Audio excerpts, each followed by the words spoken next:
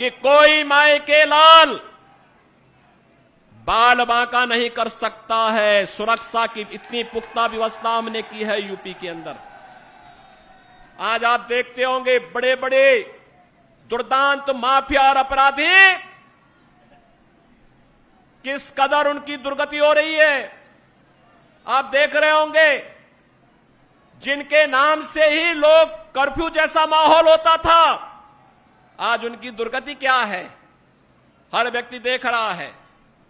इन mafia और अपराधियों की स्थिति क्या है आप रोज सोशल मीडिया के प्लेटफॉर्म को उठा करके देखते होंगे। एक दुर्दांत माफिया ऐसा भी था, बहनों और भाइयों, जब वह समाजवादी पार्टी की सरकार के समय चलता था तो मुख्यमंत्री हो या मुख्य न्यायाधीश, इन सब के काफिले रुक जाते थे और माफिया का काफिला निकलता था। और जब हमने कार्रवाई की उस माफिया के खिलाफ और उसको रगड़ करके कोर्ट के सामने प्रस्तुत किया तो उसकी पैंट गीली हो गई थी, उसकी पैंट गीली हो गई थी। और तब हमने कहा था उस समय उसको, हमने कहा था कानून को रौंदने वाले, आज कानून कितना बड़ा होता है यह एहसास हो रहा है कि नहीं हो रहा है। और निर्दोष लोगों को मारोगे तो मिट्टी भी नहीं मिल पाएगी। और बहनों और भाइयों, इसीलिए मैं आया हूं आपसे कहने के लिए, देखो जिनकी गर्मी हम शांत कर चुके हैं उनको गर्म मत होने दीजिए। अब इस क्षेत्र को विकास की मुख्य धारा के साथ जुड़ने दो। उनकी सबकी गर्मी शांत हो गई है, वे गए काम से। और इसीलिए मैं आप सबसे अपील करने के लिए आया हूं कि पूरे देश की एक आवाज है, पूरा देश एक ही स्वर में बोल रहा है। और वह बोल रहा है कि फिर एक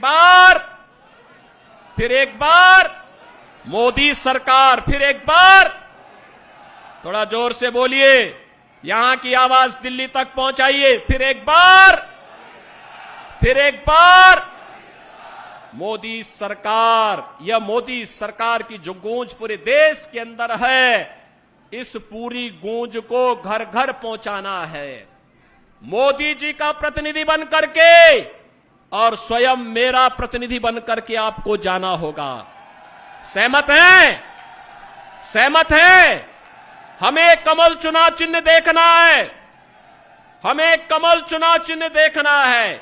आप सहमत हैं? सभी लोग सहमत हैं?